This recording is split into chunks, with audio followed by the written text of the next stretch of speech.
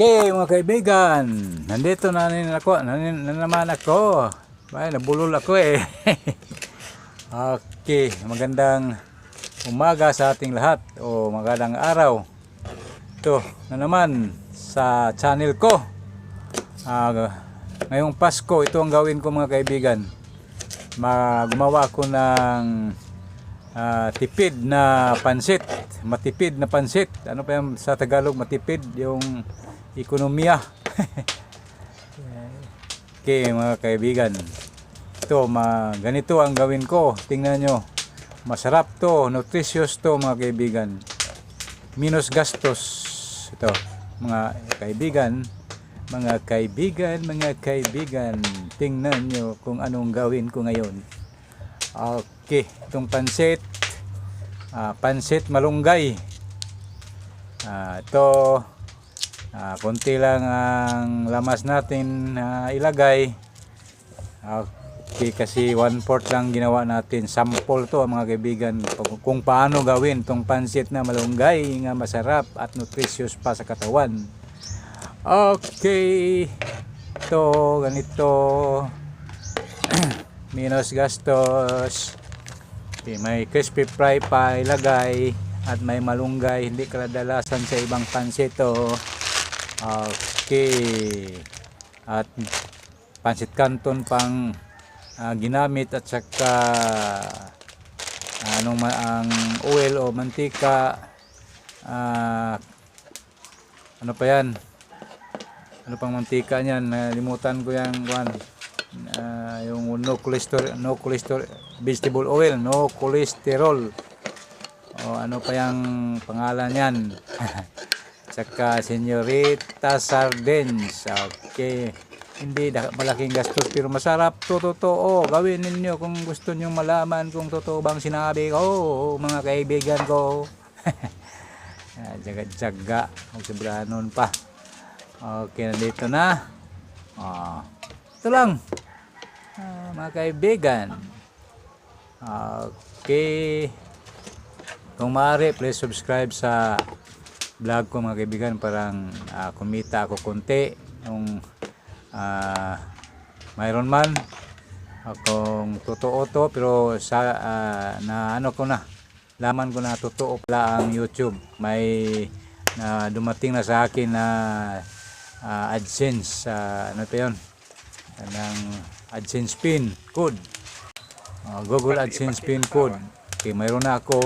Saka may puruhan na pag dumami ang viewers ko. Noon hindi ko maniwala, pero ngayon maniwala na ako kasi mayroon akong Google AdSense. So, hindi pa ako nakaabot ng $100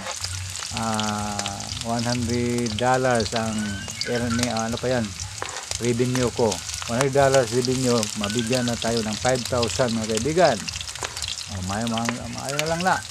Masaya pa. Okay. Buti na lang yan. Okay, dito gumawa tayo ng pansit ng pulubi. Pansit ng mahirap pero masarap. Okay, ito. Lagyan natin ng sardinas. Sardinas lang, hindi pork o baboy. Ano pa yan? Karne, mga kaibigan.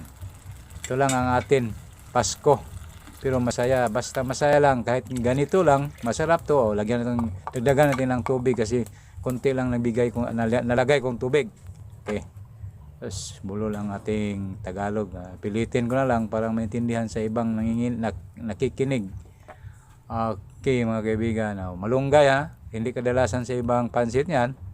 Tingnan nyo, sundin nyo to, parang nutritious ang pansit nyo. Okay, ito kaya natin.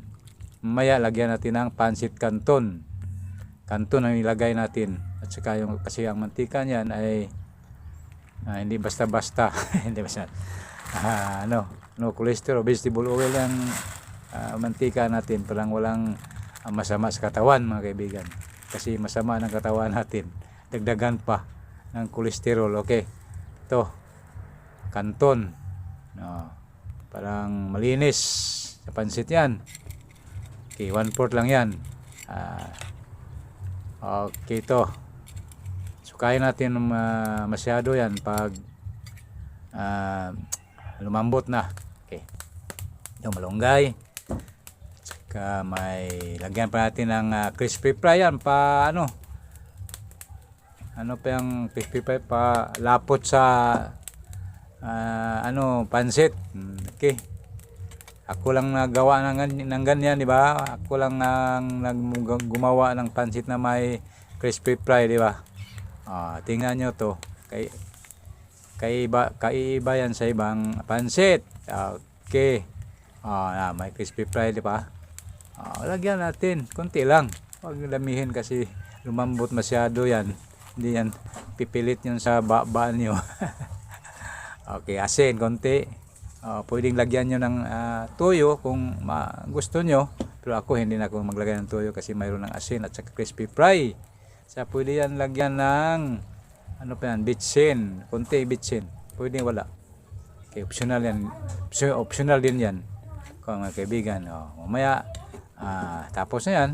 Kain na tayo mga kaibigan. Okay, may malunggay yan. Okay, nutritious to sa katawan. Sarap to kanin, sure ko kung tikman niyo, kung malaman niyo kung masarap to, kung ano pa yan, gagayahin niyo to. Okay, kain na tayo. Hukad na, sabi saya pa. Hukad. Okay. Ito na. Sarap to talaga. Okay, ito na. Please subscribe mga kaibigan kung maaari. Thank you for watching. Okay, pindutin ang notification bell para palagi kayong makita sa vlog ko mga kaibigan. Daghang salamat.